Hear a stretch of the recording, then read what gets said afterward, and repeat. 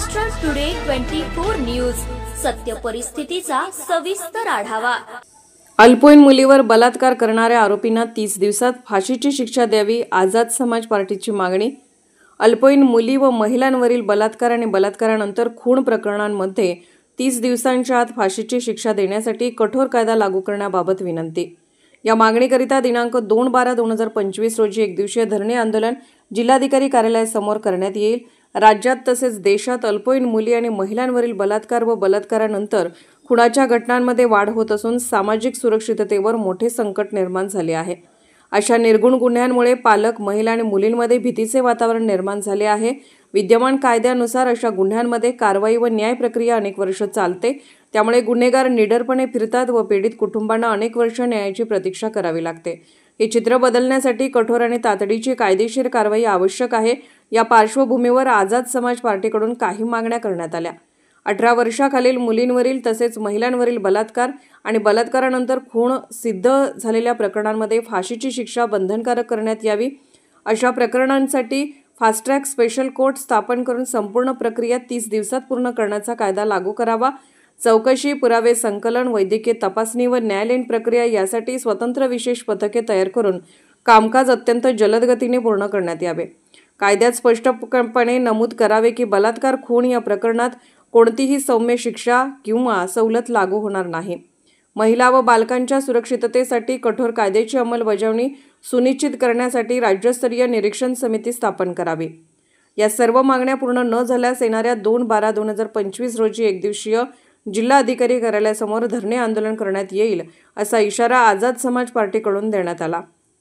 अशा जघन्य गुन्ह्यांमध्ये फाशीची शिक्षा जलद गतीने देणे हा समाजाच्या सुरक्षिततेसाठी अत्यावश्यक पाऊल आहे। त्यामुळे महिला व बालकांवरील गुन्ह्यांवर अंकुश बसेल आणि गुन्हेगाराच्या मनात कायद्याची भीती निर्माण होईल। या निवेदनातील मागण्यांचा गांभीर्याने विचार करून तात्काळ कठोर कायदा लागू करावा, अशी मागणीही करण्यात आली। जय भीम, जय शिवराय। मी जनता पॅंथर अध्यक्ष आकाश चव्हाण।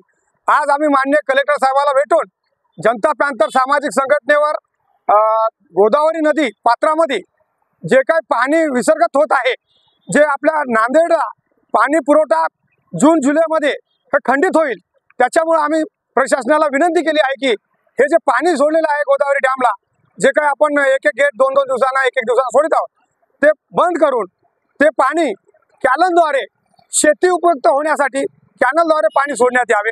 म्हणजे जेणेकरून शेतकऱ्यांना पाण्याचा पुरवठा होईल आणि शेतीसाठी उपयुक्त पाणी होईल। त्याच्यानंतर पाण्याची पातळी ही जमिनीमध्ये वाढेल। त्याच्यामुळे काय होईल की आपल्याला उन्हाळ्यामध्ये पाण्याचा प्रश्न निर्माण होणार नाही। त्याच्यामुळे आमची अशी विनंती आहे, कलेक्टर साहेबाला आम्ही भेटून निवेदन दिलेलं आहे व विनंती केली आहे की ताबडतोब कॅनल गोदावरी विष्णुपुरी डॅम मधील कॅनल चालू करण्यात यावे आणि कॅनल चालू केल्याच्या नंतर शेतकऱ्याचा व पाण्याचा प्रश्न उन्हाळ्यामध्ये आपल्याला उद्भवणार नाही। त्यानंतर जे काही परेशानी उन्हाळ्यात होतात पिण्याच्या पाण्यासाठी, जर पाण्याची पातळी जमिनीमध्ये वाढली तर प्रश्न आपला पिण्याचा प्रश्न सुटेल।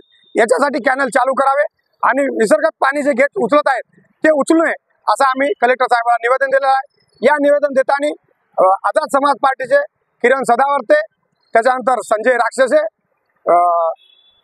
सुहास जोंधळे आणि आकाश भाऊ व माझे मित्र असे सर्वजण आम्ही मिळून कलेक्टर साहेबाला असे निवेदन दिले आहे। कलेक्टर साहेब म्हणले की ताबडतोब आम्ही कॅनल चालू करू, अशी आम्हाला त्याने ग्वाही दिलेली आहे।